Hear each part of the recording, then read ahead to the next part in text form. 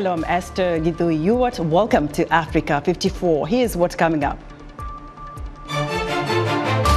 The U.S. Ambassador to the United Nations, Linda Thomas-Greenfield, speaks to VOA about ICJ's interim ruling against Israel in a case brought by South Africa.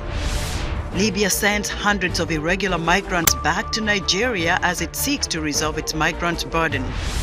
And in our technology segment, we'll hear about efforts to strengthen business and investment relationships between the United States and Africa. All this and much more coming up on today's Africa 54.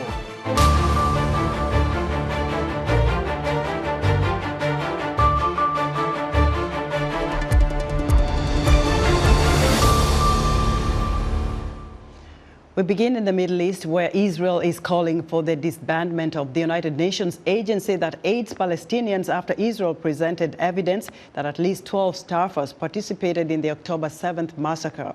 Palestinians say the United Nations Relief and Works Agency for Palestine Refugees fills a vital role in distributing humanitarian aid in Gaza. Linda Gradstein reports from Jerusalem. The U.S. Congress is holding hearings this week into whether the United States should permanently defund UNRWA, the United Nations Relief and Works Agency, in charge of supporting the 1.5 million Palestinians defined as refugees in Gaza. Some major donors, including the United States, have suspended UNRWA's funding in response to recent Israeli revelations that UNRWA staff actively participated in the October 7th Hamas massacre in Israel that killed roughly 1,200 people. Israel has presented evidence of acts committed by at least 12 UNRWA staffers, including kidnapping an Israeli woman and participating in a massacre on a kibbutz. In addition, about 10% of UNRWA's Gaza employees have links to Islamist groups, and 50% have close relatives who belong to those groups, according to UN Watch, the watchdog group bringing evidence to the Congressional Committee. UN Watch is releasing a new report entitled UNRWA's Terrorgram, where we expose a Telegram chat group of 3,000 UNRWA teachers in Gaza. The purpose of the group is to exchange information for UNRWA teachers, but interspersed among 249,000 messages that we downloaded before they would be deleted, they repeatedly celebrate terrorism on October 7th and thereafter. UNRWA has a staff of 13,000 in Gaza, most of them teachers in UNRWA schools. In response to the Israeli allegations, the agency says it has fired 9 people and will continue to investigate. But some Israeli analysts say the problem with UNRWA goes far beyond today's crisis. They say that UNRWA has perpetuated the status of Palestinians as refugees for political reasons rather than resettling them like refugees from other conflicts. UNRWA is started as a temporary agency with good intentions to settle the Arab refugees from the war of 47, 48, 49. Tens of millions of refugees were settled at the time from post-imperial wars. None of them, nor their hundreds of millions of descendants, are called refugees today. They've moved on to build new lives. Except the Palestinians. U.S. Secretary of State Antony Blinken said the Israeli evidence against UNRWA is, quote, highly credible, but also said that UNRWA plays a crucial role in distributing needed aid in Gaza. Palestinian officials say defunding UNRWA will be collective punishment and make the difficult humanitarian situation during the war in Gaza even worse. This step simultaneously taken during the war in Gaza sends a wrong message. There is a war against the Palestinian people. This decision is incorrect and should be stopped immediately. We urge all these countries to repay the UNRWA because it's a humanitarian issue. Palestinians fear that if UNRWA is unable to operate in Gaza, the more than 1 million people sheltering in UNRWA schools will suffer an even greater humanitarian crisis. Linda Gradstein, VOA News, Jerusalem. U.S. Ambassador to the United Nations Linda Thomas-Greenfield reiterated Washington's support for Israel's right to defend itself, but says the U.S. wants Israel to respect international humanitarian law. Ambassador Thomas-Greenfield spoke to VOA's Heidi Adams, host of Straight Talk Africa, after last week's interim ruling by the International Court of Justice ordering Israel to prevent acts of genocide as it wages war against Hamas in Gaza. We have worked closely with the Israeli government on these issues, that they continue to work to improve their efforts to protect civilians in their effort to defend their own territory. So we support their rights to defense, but we've also discouraged them or encouraged them to pay closer attention to civilian casualties and to pay closer attention to international humanitarian law. And this is something that is a message that has come from the top of the U.S. government in all of our engagements with the Israelis. We are broadly supportive of the International Court of Justice, and their ruling is, as you said, an interim ruling, and they will continue to discuss these issues moving forward. We will continue to work with the Israelis to address the concerns that were raised. Do you see the ICJ ruling as a rebuke of Israel? And will the United States continue unwavering support for Israel, no matter what and no matter how long it takes? We have unwavering support for Israel's right to defend itself against the brutal attacks that Hamas carried out on October 7th, and that they have indicated they will do again if they have the opportunity. So we have been clear in our support for Israel's right of self-defense, but we've also made clear that Israel has to honor international humanitarian law. They have to honor the laws of war. Be sure to watch Heidi's entire interview with U.S. Ambassador to the United Nations Linda Thomas-Greenfield coming up on Straight Talk Africa in 90 minutes. The U.S. says it's preparing for retaliatory strikes in the wake of the Sunday drone attack that killed 3 American service members and injured at least 40 other U.S. troops. Meanwhile, Iran threatened Wednesday to decisively respond to any U.S. attack directed on the Islamic Republic following U.S. President Joe Biden's linking of Tehran to the killing of the soldiers at a military base in Jordan. There are concerns that any additional American strikes could further inflame a region already simmering by Israel's ongoing war on Hamas in Gaza and the ongoing attacks by Yemeni Houthi rebels on U.S. naval vessels and shipping in the Red Sea. Now, as the Sudan war rages, aid organizations say the conflict has created one of the world's largest displacement crises. Sudanese scientists are also raising an alarm on the safety of the country's seed bank in Al Jazeera state following reports of ransacking after the Rapid Support Forces attacks. Over 7 million people have fled their homes and 1.4 million have sought refuge in neighboring countries. For more on the consequences of Sudan's war, I'm joined live via Skype from Port Sudan, Sudan, by Simbongani Kayola, Mercy Corps' country director for Sudan. Simbongani, welcome to Africa 54. Thank you for having me, Esther. Now, are the warring sides in Sudan sparing the critical food-producing areas? And if not, what are the consequences? No, Esther, the fighting has spread to critical food production areas in central and eastern Sudan, and this has driven a significant increase in the humanitarian need. We expect that the spread of this conflict is going to lead to considerable deterioration in food security in many regions across Sudan, including the Darfurs, the Kordofans, and Khartoum. Already 17.7 million people across Sudan, representing 37% of the Sudanese population, are at crisis level. Approximately 3.5 million children are acutely malnourished, of whom 700,000 are suffering from the most dangerous form of malnutrition, which is severe acute malnutrition. Mm-hmm. And without treatment, these children are at significant risk of dying. Right. Now, if the war rages on, how many Sudanese do you estimate will need assistance? this year? Well, in 2024, nearly 25 million people in Sudan require humanitarian assistance, and that's 50% of the Sudanese population. Sudanese people are faced by a compounding decline in the standard of living, a decline in healthcare service provision, lack of access to clean water and sanitation. And all of this is compounded by the outbreak of cholera, measles, dengue fever, which are no doubt going to get worse without a ceasefire. And now as the harvest season approaches, what are the farmers there faced with? Well, during the 2023 agricultural season, farmers faced many challenges, including an increase in the cost of inputs, erratic rainfall, loss of wage labor as people fled their homes, and insecurity.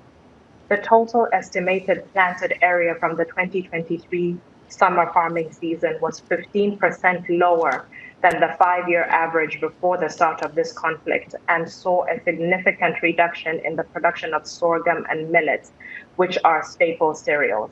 Even for the land that was planted, what we've seen is that farmers across the country, they're tragically having to sit at home and see their crops wither away because they cannot reach their farms due to insecurity.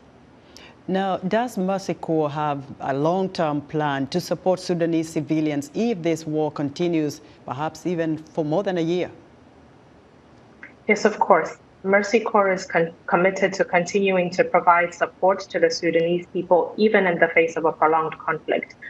We recognize the complex and challenging nature of the situation and are developing comprehensive long-term plans to continue to support conflict-affected communities. We are also dedicated to adapting our work and our programming to the changing circumstances on the ground. So how are aid organizations like yours, sharing this workload, very briefly? Despite the challenges that we're experiencing with access and security and other impediments in Sudan, we've made strides in reaching people across Sudan, including in hard-to-reach areas. We've reached more than 5.2 million people over the last couple of months with life-saving food, emergency shelter, health, and water and sanitation services. However, aid needs to be scaled up and sustained to reach more people in desperate need. Sibongani, many thanks for insight into what's happening to civilians in Sudan. Sibongani Kayola is Mercy Corps' country director for Sudan.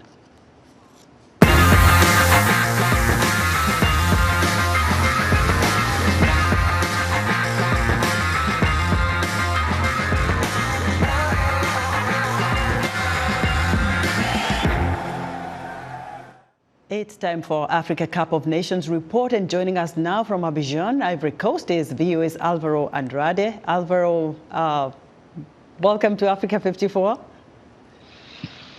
Thank you, Esther. Yeah, here in Abidjan today is a rest day for the teams. Yesterday was the last game in the second round, and since yesterday there are no more favorite teams in Abidjan in this AFCON.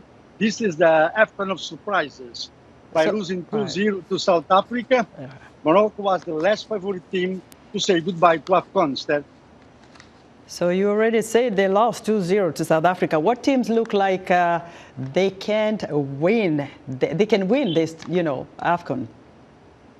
Well, today in Abidjan, the analysts don't like to talk about favorite, but I think Mali and Nigeria are in good position maybe to win this AFCON, but we don't know what could happen with Cape Verde or Angola. They are a good team too, and they're already prepared for the next round, and also the South Africa. This is the AFCON surprise. The RDC are playing very well. I think we want to see the 4 exciting games Friday and Saturday to know who's gonna go forward for the next round. But if I can choose 2 teams, I can choose maybe Nigeria and Mali, but I don't know. You chose Nigeria. Okay, so can Nigeria avoid the fate that has happened to the bigger, football countries that have played, over the last couple of weeks?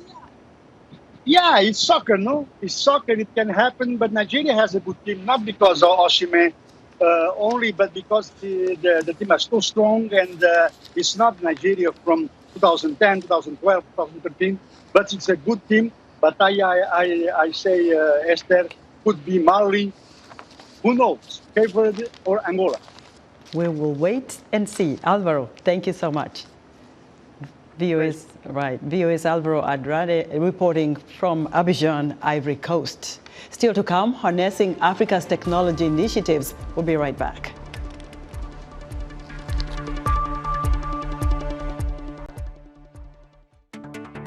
This week on Straight Talk Africa, my conversation with the U.S. Ambassador to the United Nations, Linda Thomas-Greenfield, about the foreign policy of the United States, especially to West Africa. Also, Rama Yade, Senior Director for Africa at the Atlantic Council, talks about the U.S. Secretary of State Antony Blinken's latest trip to the continent. Join me, Heidi Adams, on the next Straight Talk Africa. For ladies in urban areas, social media is no doubt the place where their outfits and hairstyle choices will most likely be displayed at the end of the events they attend.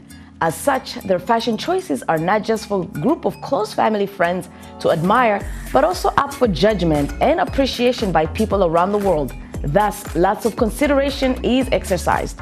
On this week's episode of Our Voices, we speak to fashion experts on how the best looks are coordinated and even on a budget. Join the conversation each week right here on Our Voices. In other news, a local official and a civil society group say militants killed at least 12 people in 3 villages in attacks in eastern Congo's North Kivu province. The killings on Tuesday in the Beni territory were carried out by the Allied Democratic Forces, armed militants believed to be linked to the extremist Islamic State group. Residents in South Africa have been evacuated from small coastal towns near Cape Town as wildfires swept down from surrounding mountains and burned out of control. Authorities ordered a full evacuation of Pringo Bay, a coastal village popular with vacationers about 80 kilometers from Cape Town. People were also evacuated from parts of the nearby town of Betty's Bay. And Somalia's National Intelligence and Security Agency says it has for the first time managed to shut down 20 WhatsApp groups allegedly operated by the extremist group Al-Shabaab for extortion and intimidation. In a statement, the agency says its cyber division had identified what it described as the virtual hubs for illicit activities by East Africa's Al-Qaeda affiliate. The United Nations Conference on Trade and Development ranks Africa as the region with the lowest amount of e-commerce investment. UNCTAD says e-commerce is currently accessible to very few urban areas, particularly because of a lack of an effective address system and a small percentage of the population having access to bank accounts. Senanu Todd reports from Accra, Ghana. Dolman Foods is a Ghanaian catering business inspired by a traditional delicacy called the bullfruit. By garnishing these homemade donuts with customized toppings, they say they help people celebrate life and love. We want to help people celebrate birthdays, special occasions, anniversaries. I miss you days, I love you days, any day, any of life's moments that you want to celebrate. After 8 years of operation, Dolman Foods has more than 100,000 clients across the Ghanaian capital, most of whom depend on delivery services to surprise their loved ones. But most of its customers lack formal street addresses, a common problem across the African continent. Some also lack bank accounts, which complicates payments. Kofiga says these problems used to hamper his business, especially during occasions such as Valentine's Day in 2017. And we only had 2 phones, and we had to serve, say, a customer base of about 200 orders. And here's different people sending you text messages, people calling, and they were all calling to place their orders on Valentine's Day on just a single day, right? And so we're able to process some orders. We missed out some details of some orders. It was very hectic. Since then, Kofiga has started using an artificial intelligence tool called Chatbot Africa from Accra-based company M-Notify. The chatbot is able to take the order It's able to remember all the details, and then it's able to also give them the payment link. They confirm they receive the payment, and the chargeback is able to confirm the payment and then tell us that this customer has paid, this customer has not paid, this customer wants to pay cash on delivery. All those details are taken care of, and it's very seamless.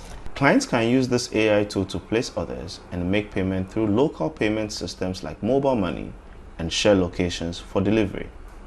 The AI in turn translates this into a simple SMS to the business and delivery merchants.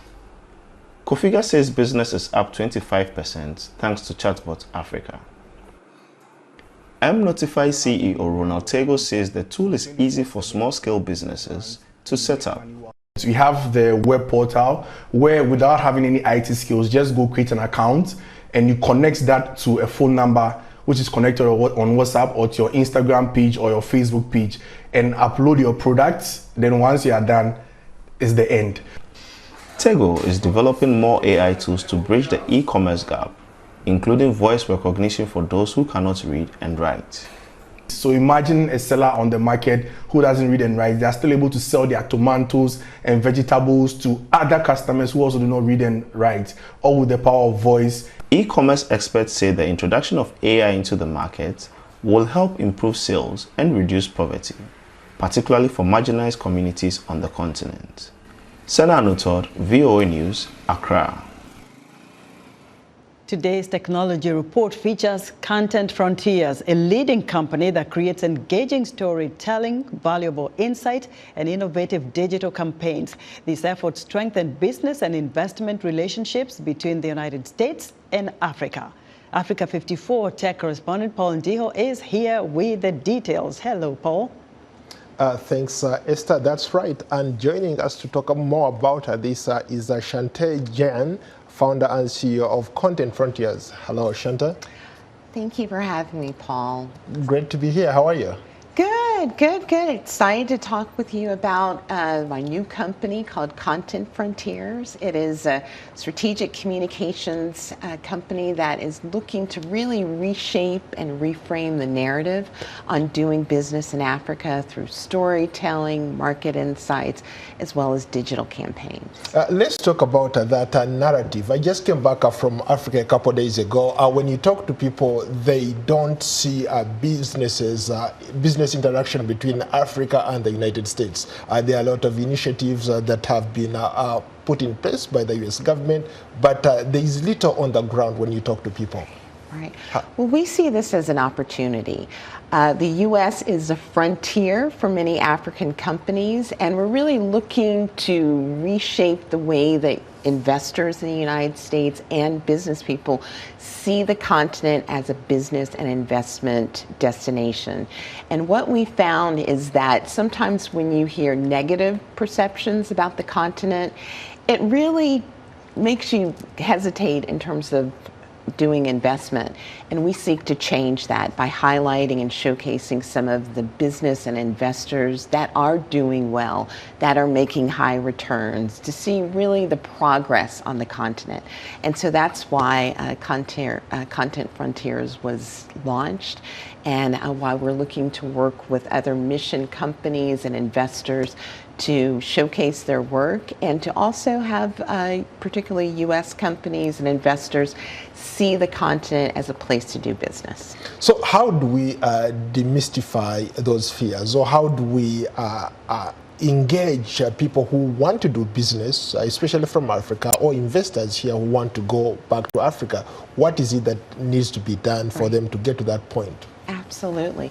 Well, it first starts by changing the visuals. So when we show the continent of Africa, the way that we communicate is that we are showcasing the Africa that people typically don't see. It's the skylines, it's those businesses that we just saw, like the e-commerce businesses that are innovative and finding new ways of doing business.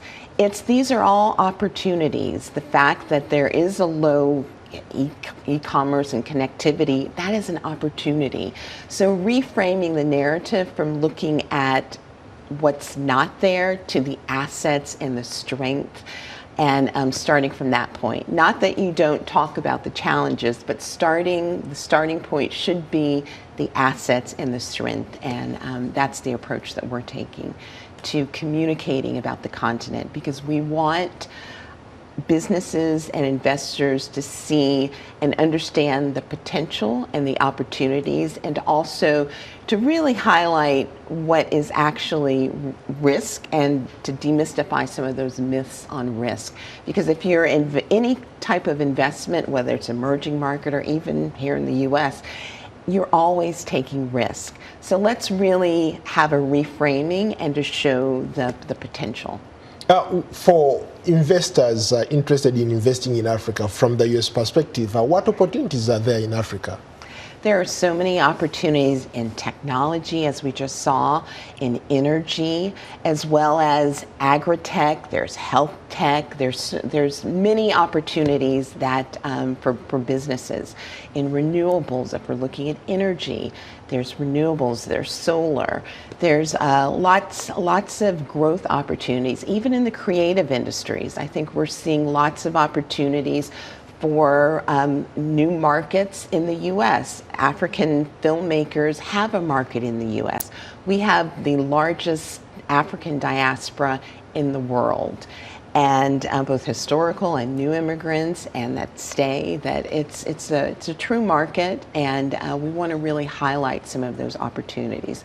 So engaging the diaspora is another key aspect, because there is a market in the U.S.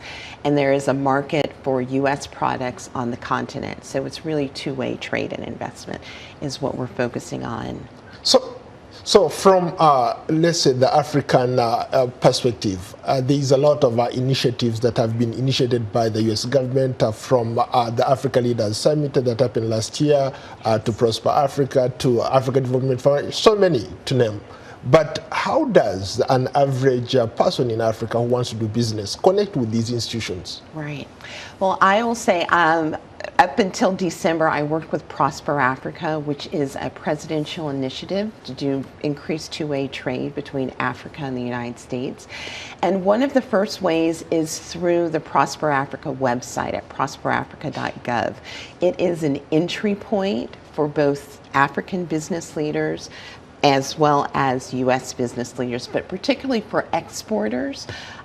Through Prosper Africa and many of its platforms, they've been rolling out new platforms since the U.S. Africa Leader Summit that really gives opportunities for African exporters in particular to export into the U.S. market, and providing both services and advisory as well as some financing on how to export into the U.S. market. So there's a tremendous opportunity in the U.S. as well. Unfortunately, we've run out of time. Thank you, Shante. Thank you so much, Paul, for having me. Yeah, Shante Jian is the founder and CEO of Content Frontiers. That's today's Tech Report. Back to you, Esther.